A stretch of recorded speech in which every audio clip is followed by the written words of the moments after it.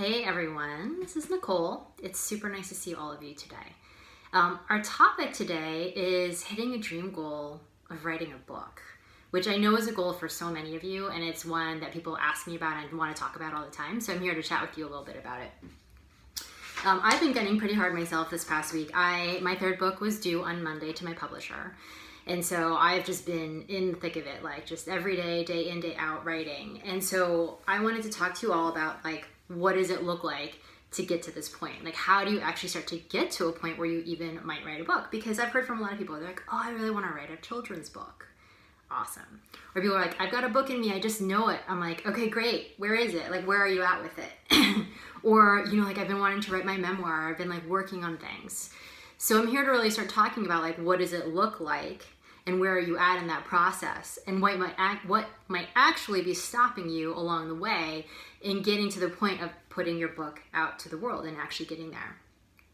Because there are three things I see with people that happen when they want to write a book, and there's different stages that are happening. So the first one, this is not going to be that surprising. People who say, I want to write a book.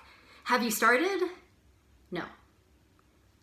You got to get started, right? So number one, you haven't started. So that's something that can get in the way of writing a book, clearly. Number two is you got the momentum going and you're really starting to make some progress, or you're actually starting to write, but then you stall out. And so maybe you have it actually sitting on your computer from 10 years ago, the 2 chapters you wrote when you really were going for it. And then it's just been sitting there ever since. So this is for you too. So this is really what I'm talking about. This conversation is for you if you haven't started the book. You stalled out on the book. It's been sitting on your computer. It's not something you've made any progress for. This is also for you if you are the kind of person who's written one page and you just keep editing the same page over and over and over and over again. You're just in editing craziness. So I want to share with you a little bit about what I do in these situations and how to start moving. For those of you who don't know me as well, I come from a news background, so I was in a newsroom for a long time. And I used to really think of it not as a particularly creative endeavor, what I did, because you just had to crank, right? Every day, day in and day out, you were cranking. And not only were you writing fast, you had to write intensely on deadline. And so sometimes, let me tell you, you can be on deadline and you can be so creative, the creative spirit is moving you and you are just doing awesome and you're writing just incredible words. And there are so many days where that is not happening, even close, not even close. You're just I just have to write this story. Here are the facts, ma'am, done. What I learned though from doing this is that creativity and writing and anything, so again, remember, this applies to anything. This is not just about writing. Any creative endeavor requires a lot of structure. And so what I actually learned in a newsroom was how to enforce structure into writing. When you are forced to write day in, day out, you actually get a lot less attached to whether it's good or not, because you just have to get it done. And then you start to find you can actually get into a flow and understand what it takes to write. And that is actually what I find for most people is the real challenge. They're getting stopped along the way because they're not putting in enough structure. So that's one of the things we're going to talk about. But I really want to just let you all know that's where it comes from for me. That's my background. And this is where I really understood and learned how to write. I just finished my third book. It was 66,994 words. Let me tell you, it takes a lot of discipline and structure to get that, because I for sure was not in the creative flow all the time, but I had to get it done, and a deadline makes a big difference. I'm a super deadline oriented person, and so make sure deadlines are in there as well. That'll always help. But really what I want to do is talk about the writing process and the creative process, and how do you start to get into the energy of creativity, and how do you start to do that? This is something that's important for writing a book. It's really important, honestly, for any goal that you want to do. Anything that's really big requires a lot of creative energy and spirit to get it done. Even from something as simple, I think of a big goal that I've accomplished before is buying my house with my husband. It took a lot of energy and spirit and creativity for us to brainstorm and dream up what we wanted it to look like. So I say this because it's we're talking specifically about a book, but this is something that we would apply to any kind of big goal. So step one, you haven't started. You got to start. And so the key to this actually, honestly, is finding the first thing to do is figuring out when your creative mind is the sharpest. When do you think the best? And what are you doing with that time? And so some people mornings, I'm a total morning person. Some people you might actually be afternoon is like you're really good, like you're super on at time.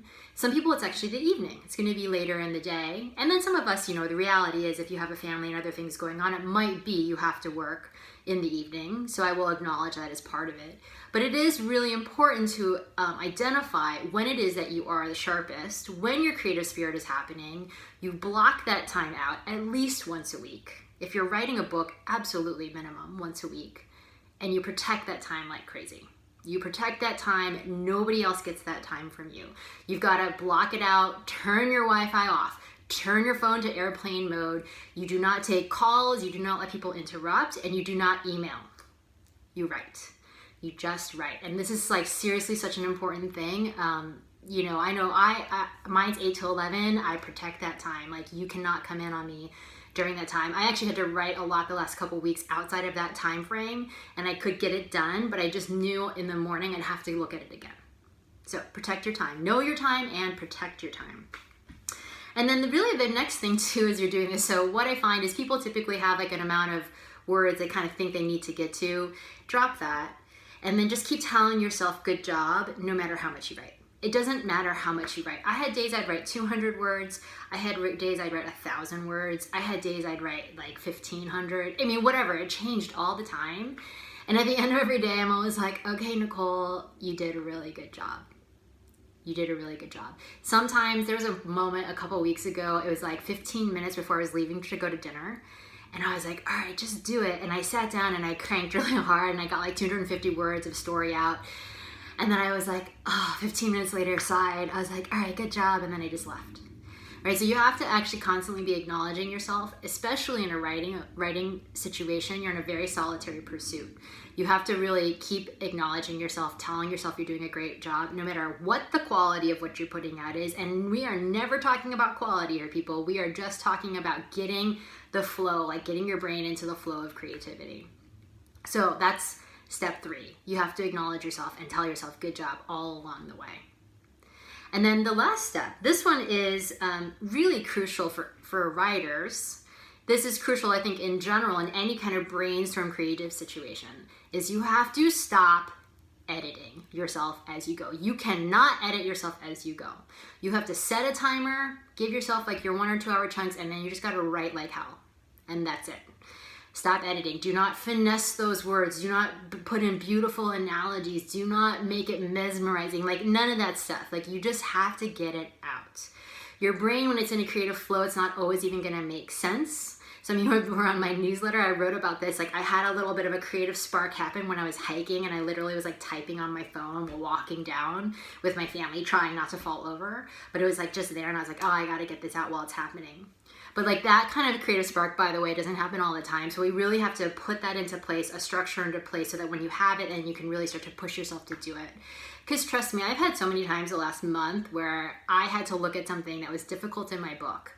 And then all of a sudden I was like, I think I'm going to get online. I'm going to check Facebook. I'm going to look at Instagram.